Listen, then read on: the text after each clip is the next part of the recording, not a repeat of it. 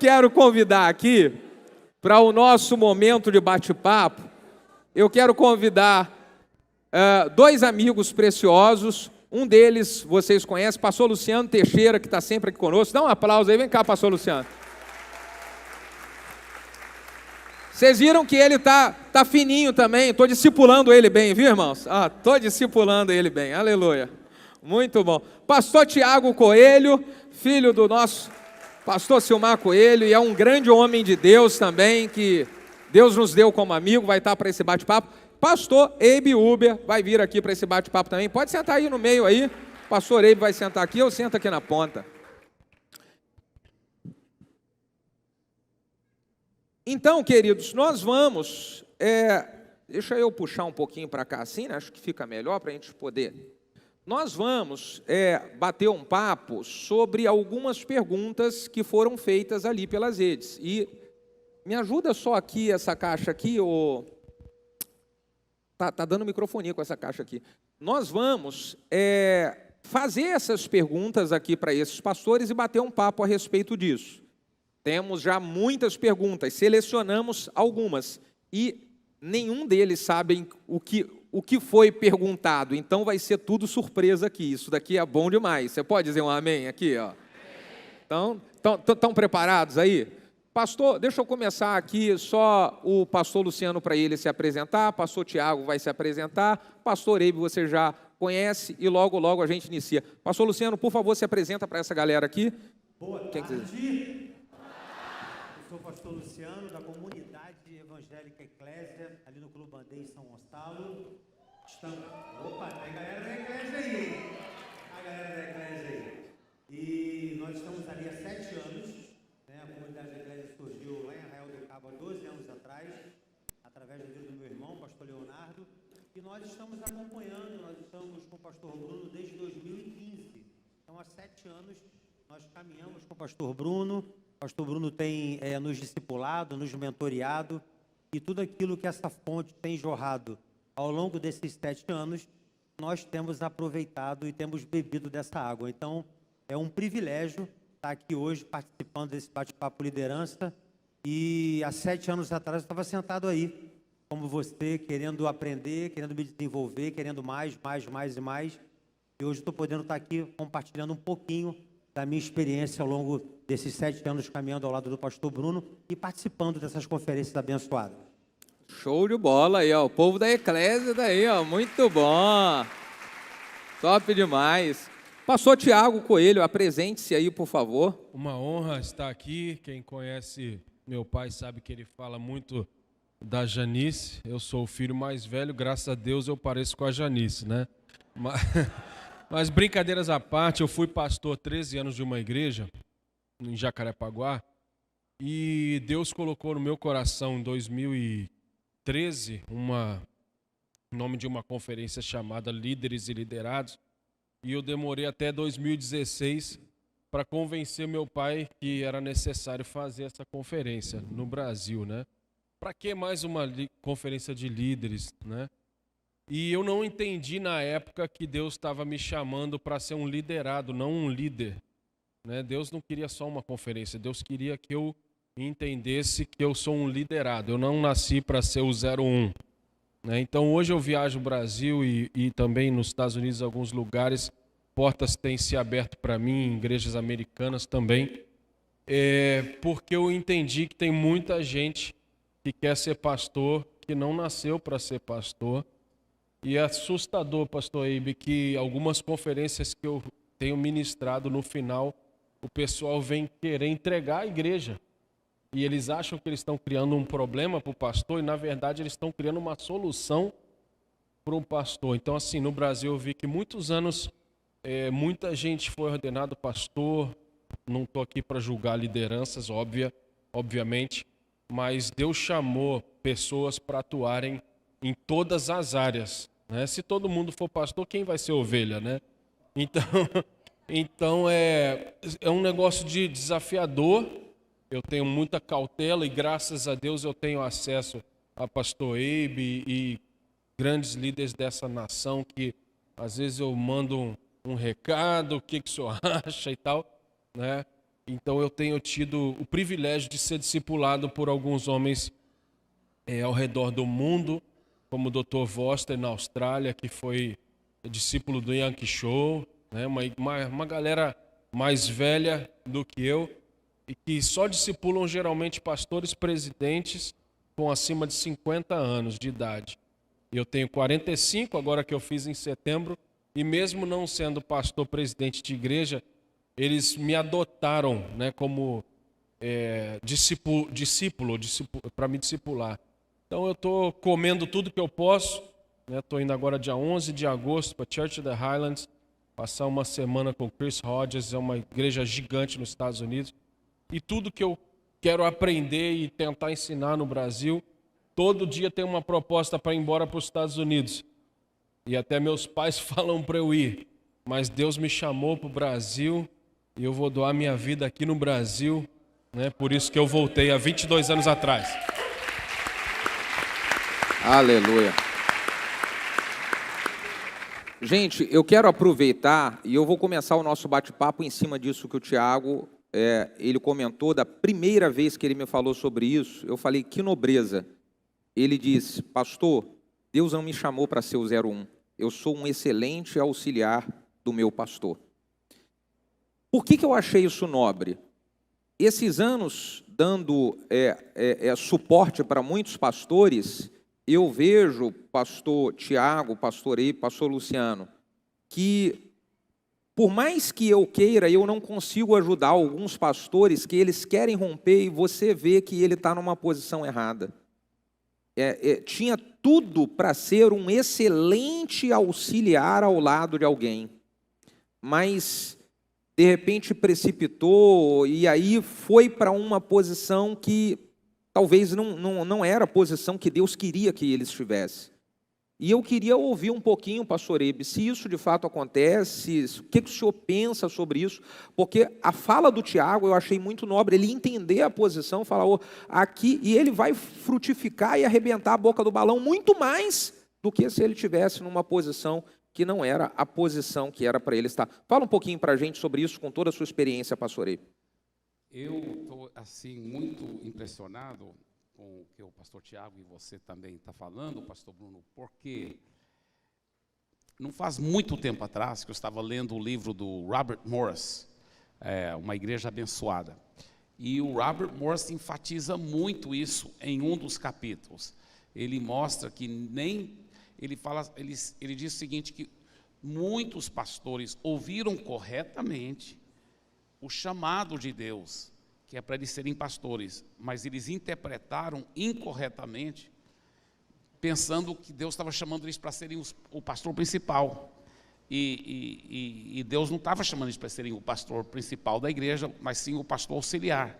E ele disse o seguinte, que sim, existem alguns privilégios que o pastor titular tem, só que as responsabilidades e o peso e a carga e os problemas são tão maiores que se o cara não tiver chamado para isso, ele está se colocando desnecessariamente numa posição de tanto sofrimento e fora da vontade de Deus. E dizendo o Robert Morris que é por isso, na opinião dele, que existem tantas igrejas pequenas que nunca crescem. E ele disse a mesma coisa que vocês estão falando aí, né? E eu comecei também a falar mais sobre isso para pastores, para líderes, para cada um realmente ter certeza que ele está bem aonde Deus quer que ele esteja, porque não é inferior. O que nós temos que entender que quando alguém, como o Tiago diz, eu não fui chamado para ser o pastor principal de uma igreja, mas sim um pastor auxiliar, ele não é inferior nem um pouco, muito pelo contrário, ele é tão importante, 100% tão importante como o pastor principal, porque a igreja opera assim, o corpo, um membro não pode dizer para o outro, eu não preciso de você, você é inferior, você é superior, e não é isso mesmo, o negócio é estar onde Deus quer que a gente esteja. Então, Fiquei muito, muito feliz ouvir isso e muito abençoado, porque eu estou convencido que isso vai ajudar muito os pastores. Amém. E eles vão se sentir tão aliviados, tão felizes, Amém. e fluírem e romperem e falarem: agora sim, encontrei minha praia, né? Amém. Encontrei minha praia. Eu acho isso daí muito nobre, quando o pastor ele entende isso, e quando o pastor principal ele entende também que o seu ou a sua equipe de pastores auxiliares foram chamados com habilidades e para resolver problemas que ele não conseguia. Por exemplo, eu tenho na minha equipe pastores que fazem coisa que eu reconheço que eu não faria, eu não conseguiria dar conta, mas poxa, eles fazem tão bem e eu reconheço, valorizo muito isso. Com certeza. Então, Muito bom. muito legal. E eu acho que também é uma coisa cultural, né? Eu morei muitos anos nos Estados Unidos, mas, por exemplo, aqui no Brasil, eu fico chateado quando eu vejo alguém tirar uma medalha de prata do peito. Né? Tem um corredor aí da Fórmula 1, que a gente sabe, eu não vou falar o nome por questão de ética, que virou chacota no Brasil, né? E um cara vencedor, que todo mundo ri, que chegava em segundo lugar e tal. E no ministério pastoral, né, exatamente, concordo 100% com o pastor Ribe falou, não eu via por muitos anos, tem 52 anos que meu pai é pastor, né, então quando eu nasci ele já era pastor, eu via que era uma escada, né, um dia eu tenho que ser o vice-presidente para ser presidente, e a gente perdeu muita gente que nasceu para ser vice-presidente. Isso não é derrota. Uau. O chamado de um vice-presidente, ou de um auxiliar, ou de um 02. E quando eu entendo, por exemplo, é raríssimo até no Brasil, mas quando eu entendo que tem um pastor vice-presidente que sabe que quem vai assumir o próximo pastor-presidente é um menino que hoje tem 25, 30 anos. E aí eu vejo aquele cara que sabe que nasceu para ser o 02, que vai se tornar o 02 do futuro menino pastor que ele viu nascer até. Isso é de uma nobreza incrível, né? Então, eu não sei se por questão de cultura, é algo que vai dar um trabalho para a gente quebrar na mente das pessoas, mas de fato eu vejo que tem sido alívio, né, e tem tirado o peso de muita gente. E só uma coisa que eu esqueci, pastor Bruno, muitos anos antes de eu conhecer você, eu já te falei isso, mas eu queria falar isso aqui em público, né? Tinha um amigo meu, amigão, que estava aqui todo o café de pastores e todo ano, em todas as conferências, pastor Josué Branquinho, da Maranata da Cidade de Deus, e ele sempre falava: cara, você tem que conhecer o Bruno Monteiro, há uma conexão do céu aí, um dia vocês vão se tornar amigos. E o pastor Josué Branquinho faleceu de Covid, né? Foi uma dor muito grande. Ele não viu a nossa amizade. Eu só queria honrar ele aqui, toda aquela igreja linda ali Amém. na Cidade de Deus. Amém. Pastor Andréia deve estar acompanhando a gente. Contribui com a gente com isso aí, Luciano. Pastor, eu acho que o pastor auxiliar, ele é uma complementariedade do pastor titular. E nós temos que tomar cuidado, principalmente o pastor auxiliar, ele tem habilidade, como eu mesmo disse agora, e o pastor titular não tem. Ele vai sobressair. E é nessa hora que o inimigo, nessa hora que o diabo literalmente fala assim: você é melhor. É nessa hora que a tentação vem. É nessa hora que o diabo vem para justamente lançar uma semente de divisão, uma semente de competição dentro do coração do pastor auxiliar. Então, o pastor auxiliar, ele precisa entender, né, que tem situações, áreas que ele tem mais habilidade, ele vai ter mais habilidade. Todos os pastores sêniores que eu conheço, que possuem grandes equipes, o mérito é sempre da equipe e nunca é dele. Ele sempre lança o mérito para eles, são melhores do que eu. Eles fazem coisas que eu não faço. Ele reconhece a equipe e a equipe reconhece ele como um grande líder.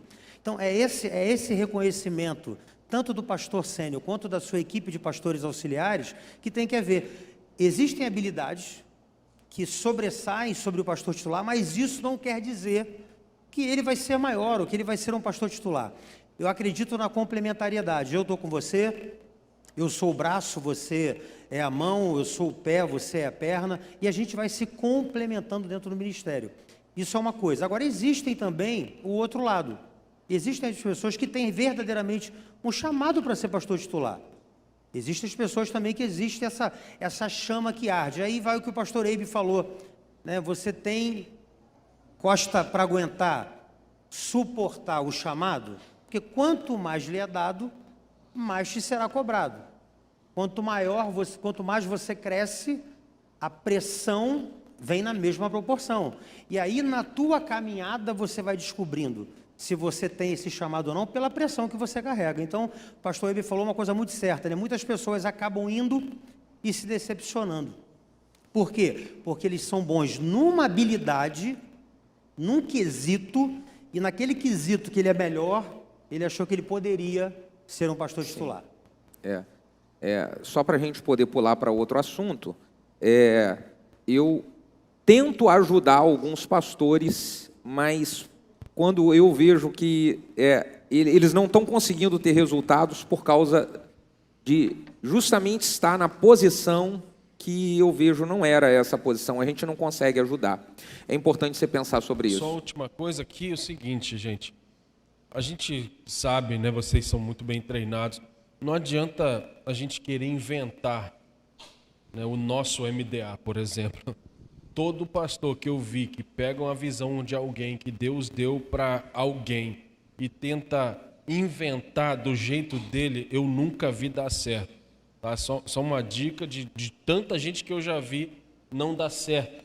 Né? Se Deus levantou alguém, siga a instrução, faça aquilo que ele está fazendo. Claro que, né, adaptando para a sua cidade, para a sua realidade, mas reconhecer que Deus chamou alguém para uma específica área é muito importante. E o próprio Satanás, eu gosto sempre de dizer isso, quando ele tentou Jesus no deserto, a gente conhece essa história muito bem, que ele está lá tratando com a identidade de Jesus, o propósito de Jesus.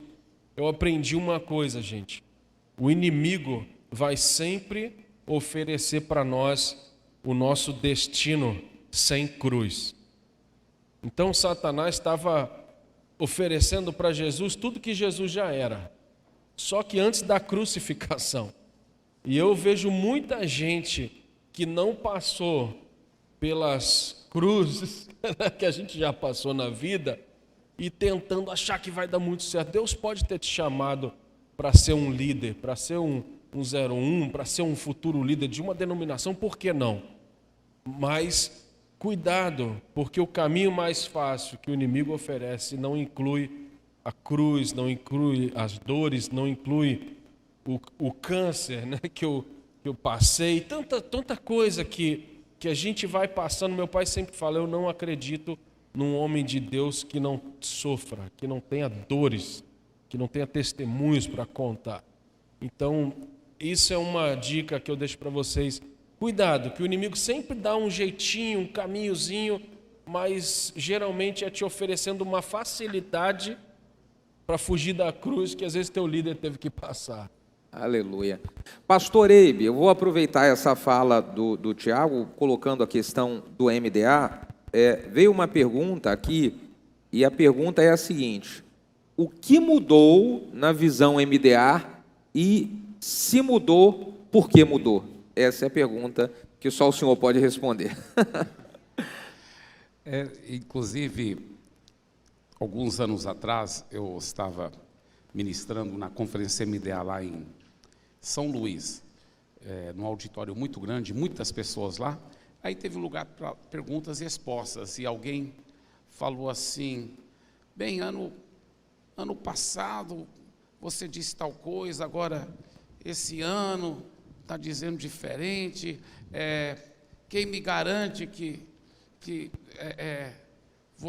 não vai mudar de novo e tudo? Eu falei, não, eu posso lhe garantir que vai mudar, vai mudar, sempre vai mudar, sempre é algo dinâmico, maravilhoso, porque é muito flexível, e você talvez aplica alguns princípios de uma forma diferente, aí eu aprendo com você, a gente aprende um com o outro, Então, sempre, tudo que é vivo vai mudar, as estratégias mudam. Agora, os princípios são eternos, os princípios são bíblicos, são eternos. Que princípio?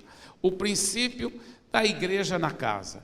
Isso aí também é bíblico, é um princípio, a igreja na casa. Alguns chamam de célula, lá em São Paulo agora estamos chamando de life group, outros chamam de grupo de crescimento. A nomenclatura não é o importante, é o princípio da igreja na casa. Tem 5 livros na Bíblia que falam sobre a igreja na casa. 5 livros, e falam muito, alguns deles, como Romanos e 1 Coríntios, Romanos e Atos, falam até muitas vezes, mas Romanos fala muito sobre igrejas nas casas, o livro de Atos fala muito, 1 Coríntios fala sobre igrejas nas casas, Colossenses fala sobre igrejas nas casas, Filemão fala sobre igrejas nas casas. Isso é fora os outros livros do Novo Testamento que falam indiretamente sobre a igreja na casa. Por exemplo, em Tito e Timóteo, onde fala sobre que o pastor deve ser hospitaleiro, dizem os teólogos, é porque cada presbítero era esperado abrir a sua casa para ter uma igreja na casa, uma célula.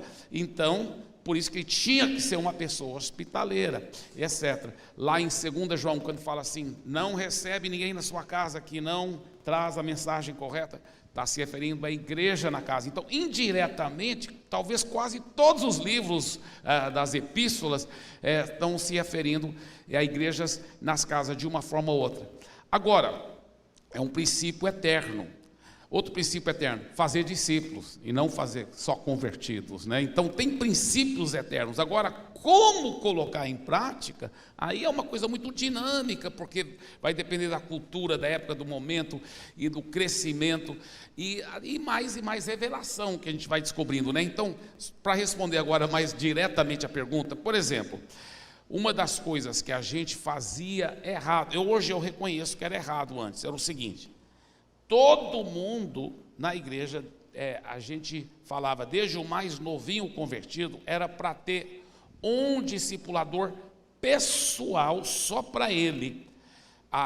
E hoje nós entendemos que às vezes aquela pessoa, às vezes ele vai, se ele for novo convertido, ele vai ter alguém para cuidar dele, dar o acompanhamento inicial, ele vai ser super bem discipulado através de um pastoreio eficaz dentro da célula, porém às vezes ele não está pronto, ou nem quer ainda aprofundar, ter um discipulado profundo ainda. Então ele vai ser sim discipulado através do líder e os seus auxiliares, pastoreando ele bem.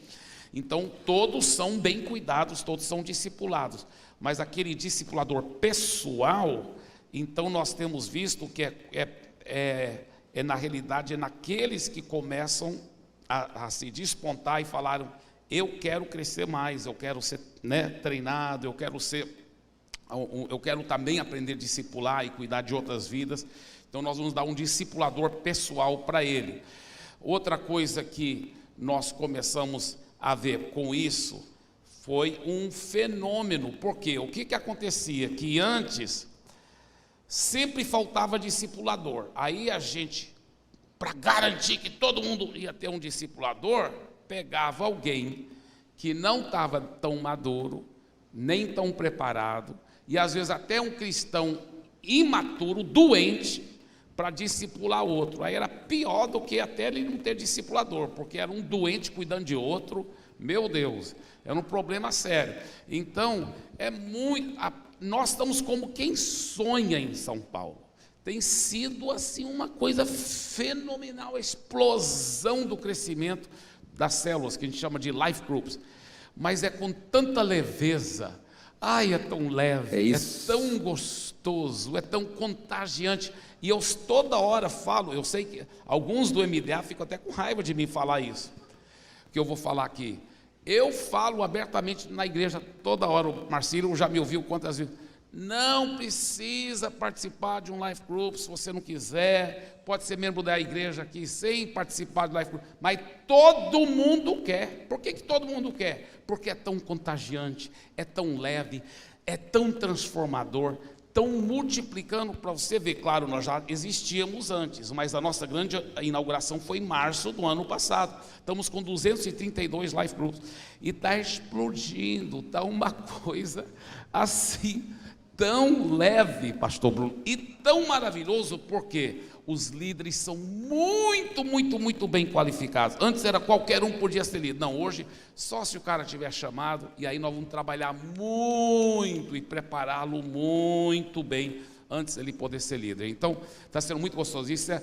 Aí, outra coisa que mudou muito, é que antes da pessoa ser um líder, ou até antes dela discipular outra pessoa, nós queremos que ela sirva em algum ministério. Porque se eu não sei, assim, trabalhar no ministério, cuidar do estacionamento, segurar uma placa sorrindo, cuidar de coisas, se eu não for bem em cuidar de coisas, como que eu vou cuidar de vidas? Uau!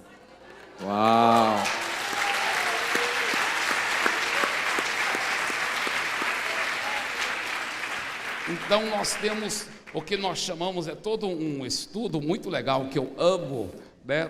É muito legal esse estudo.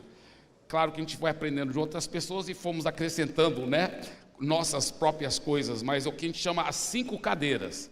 Então toda a igreja está numa santa conspiração de levar as pessoas pelas 5 cadeiras. A primeira cadeira é a cadeira do convidado. Nós nunca chamamos visitante, porque nós não queremos que a pessoa se vê como visitante. Não. Quem está nos honrando pela primeira vez, segunda vez, porque aí vai ter terceira, quarta, quinta, ele já está aqui, já é nosso, não é já visitante. Pega essa daí, viu? Não fala visitante você que está aqui, não. Você que está nos honrando com a sua presença aqui. Isso. Essa é a palavra, pra entendeu? Ele não se vê como visitante, mas se vê já como parte daquela igreja, né? Então, a primeira cadeira é a cadeira do convidado. Segunda cadeira é a cadeira do seguidor de Jesus, entregar a vida para Jesus. Então, conspiração, a igreja toda para trazer todo mundo para a primeira cadeira. Da primeira cadeira, levá-lo para a segunda, entregar a vida para Jesus. Terceira cadeira, se tornar um membro da igreja, que é muito legal o nosso sistema através do café com o pastor, uma coisa bem...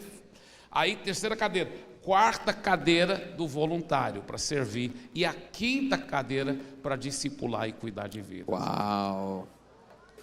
Muito bom, muito bom. É muito emoção. Eu fiquei muito impressionado lá em São Paulo, né? Eu passei 2 dias lá com o pastor Mark Daniel, e eu perguntei ao pastor Abe, né? Quantos por cento das pessoas da igreja, quantos por cento da igreja estão em células, ou life group?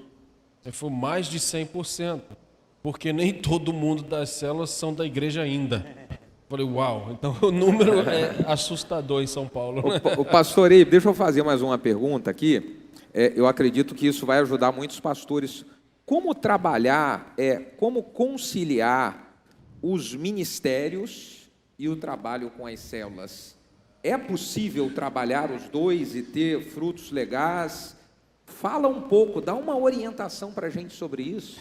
Então, isso também tem sido uma coisa tão emocionante sobre essas atualizações do MDA. Sabe por quê, Bruno? Essas 5 cadeiras. O que acontece? Antes, os ministérios e as células competiam uma com a outra. Isso é horrível, é feio, é antibíblico, né? É errado. Não? Aí o pastor de rede, ou o supervisor, né, falava, não vai trabalhar no ministério que você não vai ter tempo para trabalhar na célula. Não, isso é tão feio. Todos devem realmente atuar naquela área que ele tem chamado. Qual o chamado dele? E todos nós devemos ser cooperadores com o Espírito Santo para ajudar aquele irmão realmente fluir na praia dele. Agora, entendendo as 5 cadeiras, que, né, a terceira cadeira lembra se tornar um membro da igreja. Quinta cadeira é onde ele começa a fazer discípulos, para depois ele ser líder de células, se ele tiver chamado. Então, entre a terceira e a quinta cadeira, é a quarta cadeira, ser voluntário. Então, o que acontece? Olha só como todas as células trabalham em conjunto para levar aquele irmão que agora se tornou membro para servir em algum ministério. Nem querem ele ainda, por enquanto, trabalhando nas células. Querem ele servindo no ministério. Olha só, então toda a igreja está nessa santa cumplicidade dele servir em algum ministério. Agora, na medida que vai servindo no ministério, aí a gente vai vendo ele sendo bem cuidado, bem tratado, ele vai crescendo espiritualmente, ele está sendo fiel em cuidar bem de coisas e tudo. Aí o que tem acontecido vez após vez? É muito lindo. Não só o líder de célula dele, mas até o líder do ministério fala: cara, você é muito bom aqui no nosso ministério de atmosfera, né? Que é o nome do nosso ministério de recepção e tudo, atmosfera. Você é muito bom. E você tem comandado a equipe aí. Isso é lindo, cara. Mas olha, você já cresceu demais. E está vindo tanta gente nova. O próprio líder do ministério vai encorajá-lo. Eu sei da sua agenda, você é muito ocupado. Eu sei que você é apaixonado por cuidar de vidas. Eu até sugiro, talvez você nem trabalhe mais no ministério. Você agora vai concentrar em ser um discipulador, em cuidar de vidas. Olha só como toda a igreja agora coopera para ele ir para a quarta cadeira, que é de voluntário, ministério. Aí toda a igreja, inclusive o próprio ministério, coopera com ele para ir para a quinta cadeira, porque está vindo nova gente aqui para preencher o lugar dele aqui, está entendendo? Então é uma coisa, é uma cumplicidade tão legal, que todo mundo trabalha junto, na mesma direção, né? Muito bom. Pastor Luciano, tem alguma pergunta para o Eibe para fazer, ou para o Tiago? Eu queria que vocês me ajudassem também. Eu estou pensando aqui, Pastor Eibe é o autor do MDA, né? E eu fico assim, pensando o seguinte: meu Deus, eu estou diante do Pastor Eibe, eu conheci o MDA há 7 anos atrás, e eu costumo dizer que eu sou MDA no tutano, né? Eu sou das 4 colunas, eu faço purê, eu faço Natanael, eu aplico GE, eu aplico todas as 4 colunas lá. O Rony Feijão é o Eibe por tabela, que a gente chama lá na igreja, é o Eibe por tabela. Então assim, hoje eu estou vendo o Pastor Eibe aqui falando, e o que eu posso falar para as pessoas que estão vendo o Pastor Eibe como eu estou enxergando agora?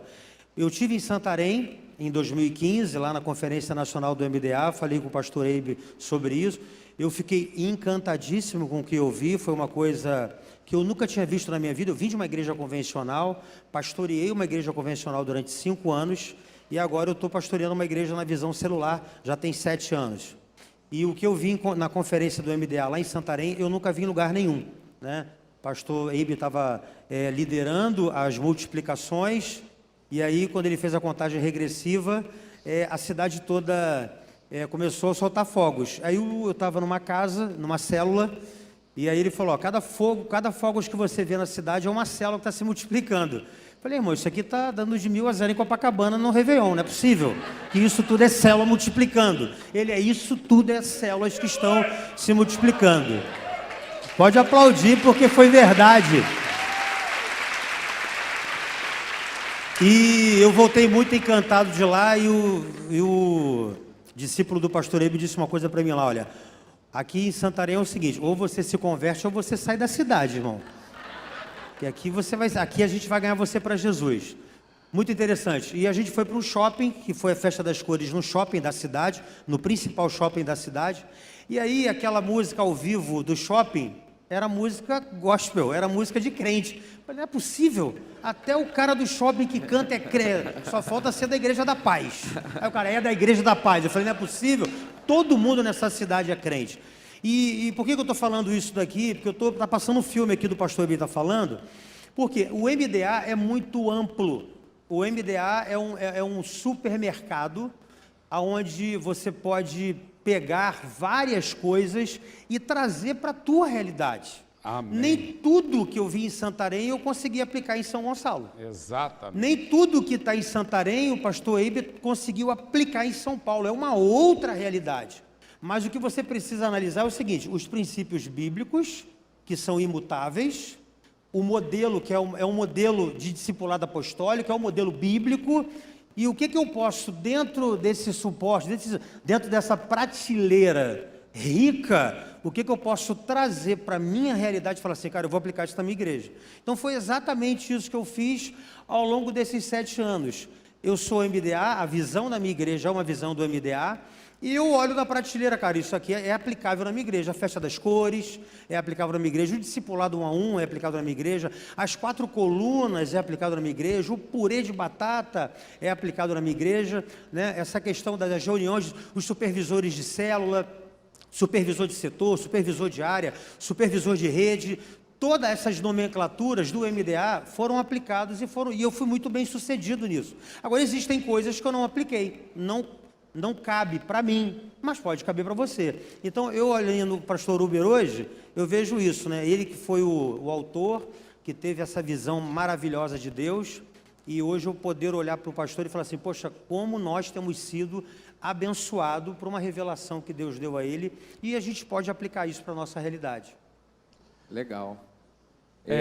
Pastor Eibe, deixa eu aproveitar isso que o Luciano está falando, e dando esse exemplo de Santarém, o que teve de mudança de Santarém para São Paulo? Foram realidades diferentes? Fala um pouquinho para a gente sobre isso. Vocês querem ouvir? Ok, então tá bom. Primeiro, eu quero só agradecer tanto, né, o pastor Luciano, todas as palavras tão lindas que ele falou, e eu concordo, assim, tanto nessa flexibilidade, acho isso tão lindo. As igrejas têm que ter essa liberdade, não está numa camisa de força, cada um buscando a Deus, implantando da forma que o Espírito Santo dirigir, e vai aprendendo um com o outro. Eu só um detalhe, que na realidade de verdade, eu não me considero o autor mesmo do MDA, porque foi algo tão do Espírito Santo, que eu só fui o canal mesmo. Um dia, talvez eu tiver tempo, eu posso contar melhor como foi, uma coisa muito sobrenatural mesmo.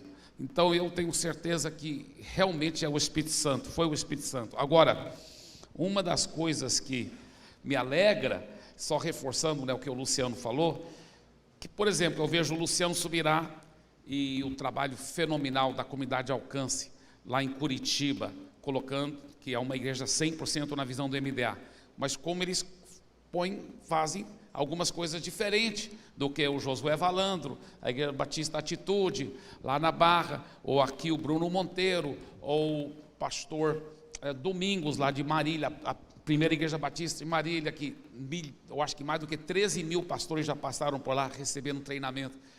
Então, é uma coisa fenomenal que em toda parte do Brasil nós vemos grandes igrejas de denominações diferentes que colocam em prática, estão 100% da visão MDA, mas colocam em prática detalhe diferente, uma forma diferente. A gente fica aprendendo um com o outro, né, pastor Bruno? Assim mesmo. É muito emocionante isso. Agora, o que acontece? Em Santarém, pela cidade ser, né, menor, bem pequena, então eu podia ter várias reuniões, toda a liderança vem. Então, por exemplo, todo domingo de manhã, bem cedo, antes de todos os cultos, os supervisores vinham, eu reunia com eles. Toda terça, meio-dia, vinha os pastores de distrito, que não eram financiados, e vinham e reuniam comigo. Aí, depois que eles iam embora, eu ficava reunido com os pastores de região, de rede, os que são tempo integral. Eu podia toda hora estar reunindo, porque a cidade era pequena, a pessoa podia, na hora do almoço, vir rápido para a igreja, depois voltar para o trabalho, reunir comigo. São Paulo, nem pensar, né? São Paulo tem rodízio, tem todo, né? Só no trânsito para atravessar a cidade, às vezes são 2 horas. Então, o que nós fizemos? Nós bolamos um sistema que a pessoa pode ser líder de life group, está cuidando até de mais do que vários life groups, e ela só vem para a igreja uma vez por semana para o culto, que já é pequeno, 1h30, e ela chega um pouquinho antes para a reunião do Tadel. Então, ela chega, vem para o Tadel, ela tem um intervalo ainda de 20 minutos para tomar um café e esperar o convidado chegar no estacionamento, entrar e assistir o culto, participar do culto com o convidado ainda. Então, mudamos os horários das coisas, mudamos a dinâmica. O paulistano é muito rápido para pegar as coisas, às vezes não precisa de uma explicação tão comprida, uma coisa muito dinâmica, muito forte. e está funcionando poderosamente. Então, cada caso é um caso, mas em geral é isso aí, é mudando o horário, mudando aqui. Por exemplo, uma coisa que fizemos em São Paulo, que nunca fiz em Santarém, eu acho que vocês sabem, que eu pastorei lá há muitos anos, a igreja mesmo, pós-pandemia, viu? Pós-pandemia, os números são bem realísticos, anotados, registrados nas células, mais do que 45 mil pessoas congregando. Uau. E de Santarém, fui para Fortaleza, são milhares de pessoas em Fortaleza, mas nós nunca fizemos, nem em Santarém, nem em Fortaleza, algumas coisas nós estamos fazendo, né? E em Fortaleza também fizemos diferente, muitas coisas, mas em São Paulo bem diferente. Por exemplo, um culto que está sendo muito legal, é o mesmo culto de domingo, culto de celebração, tudo normal, tem Paz Kids, tem o valet, né, para estacionamento, tudo igual um culto de domingo, só que é na segunda-feira à noite, e a igreja lota. É uma bênção, uma bênção. A pessoa, ao invés de ir no culto de celebração do domingo, o culto de celebração dela é na segunda. É na segunda, e é o mesmo culto. Esse domingo, esse final de semana, eu preguei em todos os cultos de domingo e preguei a mesma mensagem na segunda, estava lotado. E inclusive teve até um casal que chegou para mim e falou: pastor, a gente começou a vir para o culto da segunda porque era mais vazio, era tão gostoso, agora está ficando lotado também, pastor. Essa igreja não para de crescer, que bênção. Mas segunda-feira à noite tem dado muito certo lá, porque quem trabalha em pizzaria, salão de beleza, shopping, jogador profissional de futebol, normalmente na segunda-feira à noite estão mais livres. Então, está dando muito certo, né? Eu quero fazer uma pergunta agora, essa é uma pergunta minha, pastor Eibe. Nós estamos indo para o terceiro culto, estamos multiplicando o terceiro culto aqui no domingo. Eu soube, aleluia. E essa multiplicação de culto, vocês são muito experientes desde Santarém. Me fala qual é o melhor momento para se multiplicar um culto de celebração. Eu quero ouvi-lo a respeito disso. Uau, essa é uma pergunta tão boa, até porque vamos só imaginar aqui que você seja um pastor de uma igreja de 100 pessoas, mas agora está crescendo, bum, explodindo em crescimento, e o prédio só cabe 100 pessoas. Muitas vezes, aí a pessoa muitas vezes entra em dívida, tenta alugar um maior, e o que eu sugiro, sem ser nome de japonês, é que em vez de ao procurar um lugar maior imediatamente, vai multiplicando os cultos, vai multiplicando os cultos, vai multiplicando os cultos, porque você pode usar um prédio pequeno e ter, vamos supor, se você tem 5 cultos num prédio de 100 pessoas, você tem 500, aí com esses 500, você compra uma propriedade, constrói uma igreja maior, né? Então, um dos segredos, eu creio, é o seguinte: não esperar lotar totalmente. Porque dizem os especialistas que se você esperar lotar totalmente para começar o próximo culto, você já começa a perder pessoas, porque as pessoas, elas não, é emocionante quando está bem lotado, mas depois de um tempo cansa um pouco, porque ele quer trazer convidado, ele não quer ficar muito exprimido. Então, quando fica mais do que 80% cheio o prédio, 85%, já começa um outro culto. Agora tem que planejar muito bem, e um dos segredos é conversar muito com as pessoas. Conversar com os líderes, conversar com os membros, ver um horário que vai ser bem legal, que vai dar certo, planeja tudo antes, avisa tudo antes, de uma forma muito empolgante. Tem uma equipe bem preparada, e aí é só reproduzir tudo, né? E faz tudo entre com perfeição. 80 a 80, pastor, preste atenção, pastor, você está aqui, talvez você está com a sua igreja já abarrotada já há um tempo, é um espaço pequeno, é um prédio pequeno que você tem. Entre 80 a 85% do seu espaço cheio, já está na hora de você multiplicar para um outro culto. Pastor. E eu falo muito para os líderes de célula, e eu uso esse princípio para as células, eu estou utilizando na questão da multiplicação do culto e da igreja também, que você pode perder ganhando ou perder perdendo. Como que é isso? Escolha perder ganhando.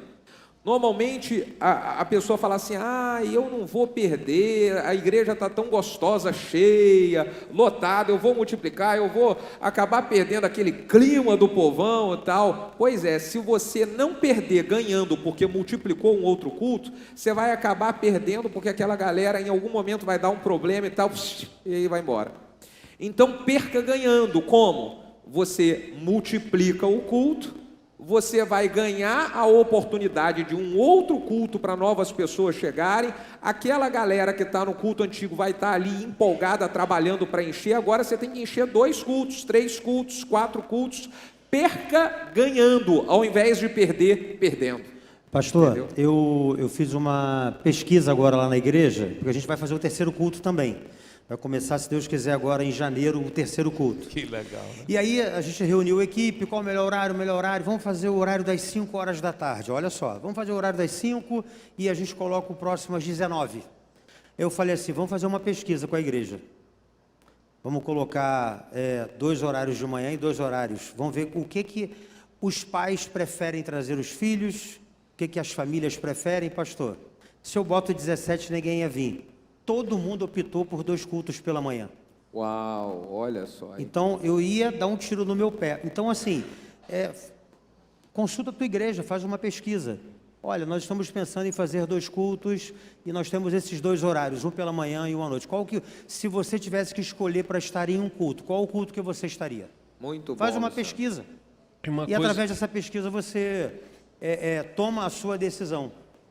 Uma coisa que eu queria até aproveitar o pastor Eibe para ensinar para a gente aqui, eu acho que muita gente aqui no Brasil não aprendeu a fazer um culto mais curto, de menos tempo. A pandemia foi uma excelente oportunidade para ensinar isso às pessoas. E todas as pessoas que eu conheço que estão explodindo com 2, 3, 4, 5 cultos, não fazem um culto com mais de 1h30. Né, pastor? Então, não sei. Isso mesmo. Irmãos, eu fico angustiado às vezes, né, quando muitas vezes, não muitas vezes, é meio raro hoje em dia, mas que eu estou num local onde eu prego no domingo, mas às vezes me assusta como que as igrejas ainda fazem o culto de domingo. Meu irmão, eu acho que a gente tem que aprender com as outras igrejas que nós fizemos. Nós fomos e estudamos muito as outras igrejas. Ficava estudando, olha o que eles fizeram. Eu levava a minha equipe, olha só o que eles fazem.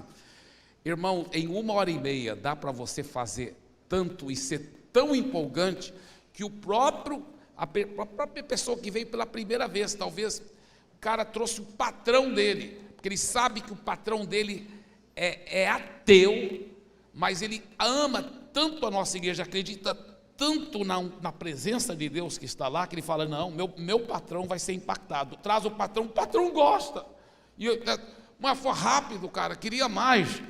Quer dizer, tem ateu querendo mais da palavra de Deus. Então, é uma coisa tão gostosa, vale a pena estudar, é uma ciência, como aproveitar cada minuto. Quando que você coloca um vídeo, o que você faz? Tem muita gente enchendo linguiça, é muito tempo em avisos, meu Deus, é muita, todo mundo quer dar um aviso, aí fala isso, aí fala assim, agora o irmão vai falar, aí espera, todo mundo fica lá esperando, até ele subir para falar, meu Deus, aí falam assim, irmãos, perdoe o atraso, o Espírito Santo, não põe a culpa no Espírito Santo pela sua falta de excelência, rapaz. Meu Deus!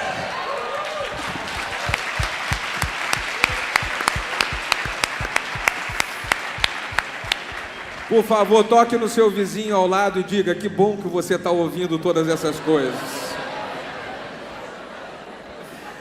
Gente, para nós podermos avançar aqui, 2 perguntas para a gente terminar, e agora eu vou mudar um pouquinho, porque eu acredito que muita gente está querendo ouvir sobre isso aqui também, pastor Eibe. Então, os pastores aqui podem falar, dar a sua opinião também, mas a pergunta é o seguinte, pastor Eibe, qual é a sua expectativa para os próximos anos da igreja com a nova realidade da política do Brasil?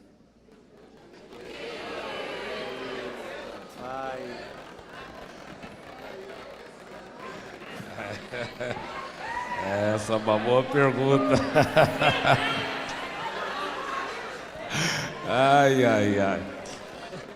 Olha, primeira coisa porque nossa igreja, nós oramos, jejuamos, eu acho que os cristãos em geral no Brasil, foi esses 21 dias entre as duas eleições, foram 21 dias de jejum, de oração, e alguns até perguntaram para mim, e agora? Né, jejuaram, oraram e parece que não teve efeito. Olha, eu tenho um brinquedo lá no parque aquático lá de Fortaleza, né? Como que chama? O Beach Park, né? Esse brinquedo é muito interessante. Ele tem um balde enorme lá em cima, ele vai enchendo, todo mundo fica aqui em pé embaixo, né? Em pé embaixo. Quando o balde enche, aí derrama. É bem gostoso. Muito bem. Propaganda para Beach Park. É um amigo meu que é o dono lá, então é uma benção, ele é um homem de Deus. Mas é o seguinte, o que acontece? Isso é muito em comparação com a oração, né? Tem certas coisas que a Bíblia fala que é para a gente ficar orando, mas tem que orar muito, porque tem muito a ver com a vontade dos outros também. Quando é uma oração para você, para a sua cura, para as suas necessidades, aí é a sua vontade, mas quando está a vontade dos outros em jogo, aí leva mais intercessão. Prova que o Paulo, por exemplo, diz lá em 1 Timóteo capítulo 2, para a gente sempre oferecer intercessões, orações, súplicas e ações de graça em favor de todos os homens, em favor dos reis e de todos que se acham vestidos de autoridade, para que vivamos vida tranquila e mansa com toda piedade e respeito. Quem era o governante na época? O imperador Nero, um dos piores déspotas da história. E Paulo fala, fica orando. Paulo viveu uma vida tranquila e mansa com toda piedade e respeito? Muitas vezes não. Mas ele ficava mandando, vamos ficar orando. Um dia o balde encheu, uau, aí veio muita tranquilidade, a igreja continuou crescendo. Mas tem que ficar orando, que o balde esvazia, enche de novo. Então, na realidade, nós estamos vendo, Deus já está começando a responder muitas orações no Brasil. Prova é que nunca na história no Brasil, que eu saiba, teve uma porcentagem tão grande, quase metade, crendo nos princípios conservadores da família, né? de realmente crendo nos princípios não nessa coisa imoral de estar com homens nus, chamando isso de museu, com crianças tocando. O Brasil deu uma guinada para a direita, no bom sentido da palavra, né? Com princípios conservadores. Então, eu creio que nós ficarmos orando, ficarmos fazendo discípulos, cuidando bem das vidas e ensinando as pessoas os princípios, nós vamos ver uma mudança. Mas eu creio que não podemos parar de orar, não podemos parar de ficar enchendo o balde, porque eu declaro, um dia esse balde vai derramar e todo o Brasil será cheio da glória de Deus, como as águas cobrem o mar. Glória a Deus. Para terminar em cima disso, qual a postura de um líder cristão para não permitir que esse momento ele gere divisão no corpo de Cristo? O senhor, eu acredito que pode também nos ajudar com isso. Eu realmente tenho um zelo muito grande nesta área, por isso que eu nunca tenho usado o púlpito para falar nome de candidato A e B. Eu procuro ensinar princípios, e aí trabalhar muito corpo a corpo. Isso que é o bom de uma igreja em células, né? Com discipulado, a gente acaba, mesmo podendo ter milhares de pessoas, mas dando aquela atenção pessoal, aquele carinho. Então tem um que é um pouquinho mais assim, tem que ser instruído, os filhos, os jovens.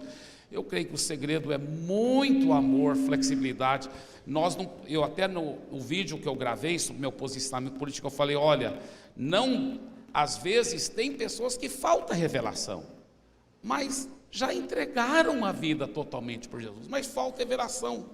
Agora, eu não vou deixar uma questão política fazer com que eu trate meu irmão com falta de amor, perca meu irmão. Eu tenho que agir em amor, eu tenho que cuidar e amá-lo, e não polarizar e brigar e falar que ele não presta, né, que porque ele não votou como eu, ele é do diabo, né? Eu tenho que trabalhar com ele, né, em nome de Jesus. Amém. Pastorei meu apóstolo do amor, irmão. A gente precisa dessa unção. Pastor Luciano, para nós finalizarmos esse momento, eu quero ouvir de cada um de vocês qual é a sua expectativa para os próximos anos da igreja brasileira. A sua expectativa, fala para a gente. Pastor, eu estou numa expectativa muito grande de crescimento e de um grande avivamento, do derramar, desse balde está derramando sobre a igreja. Eu vejo uma igreja avivada, eu vejo uma igreja vivendo novas experiências com Deus, e eu não vejo isso somente, eu vejo isso em todas as gerações, nas crianças, nos adolescentes, nos jovens, nas famílias, nos da melhor idade. Eu vejo a igreja das gerações. Eu tenho falado isso muito na igreja. Qual é a igreja do futuro? Qual é a igreja que eu vejo nos próximos anos? É a igreja das gerações. A igreja da próxima geração, a igreja da minha geração, a igreja da geração passada, a igreja que cabe em todas as gerações.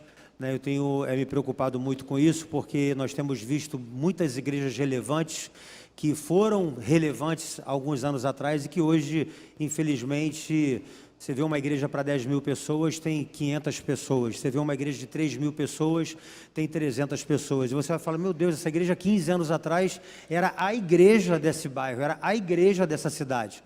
E hoje você vê que é uma igreja que não tem tanta relevância, uma igreja que parece que caiu no ostracismo, tanto a igreja quanto a liderança dessa igreja.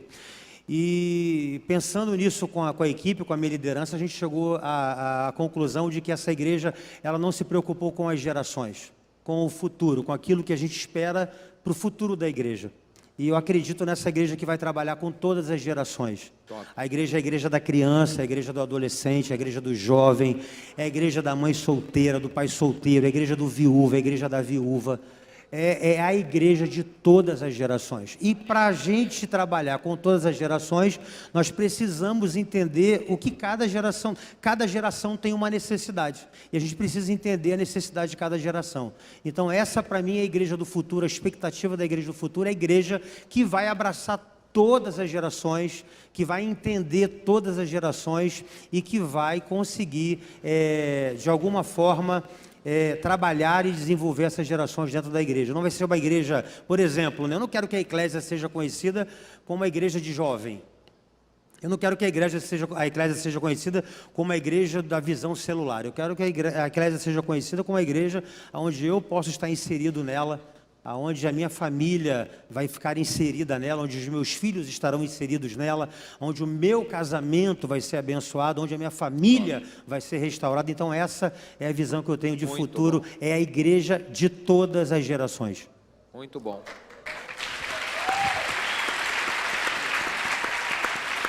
Pastor Tiago Coelho, qual a sua expectativa para os próximos anos da igreja no Brasil? Olha, eu estou apostando muito, gente. Tem muitos anos que profetas do mundo inteiro profetizam que do Brasil virá um grande avivamento. Os olhos do mundo estão voltados para o Brasil. Então eu quero só deixar uma dica aqui. Tem um texto que eu amo, 1 Samuel 17, onde Jessé fala a Davi, peço-te, né? E faz um pedido a Davi. Davi não foi matar Golias.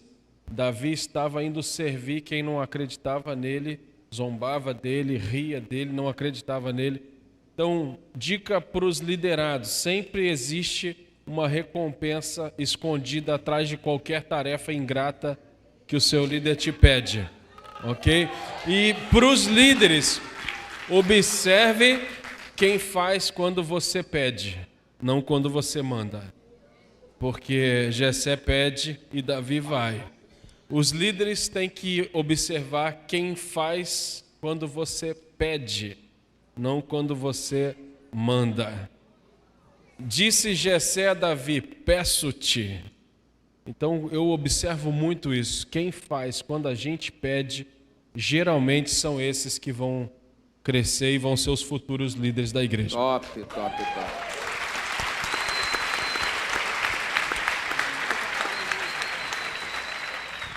Pastor Eibe está dizendo de que a expectativa dele é de que isso é só o começo.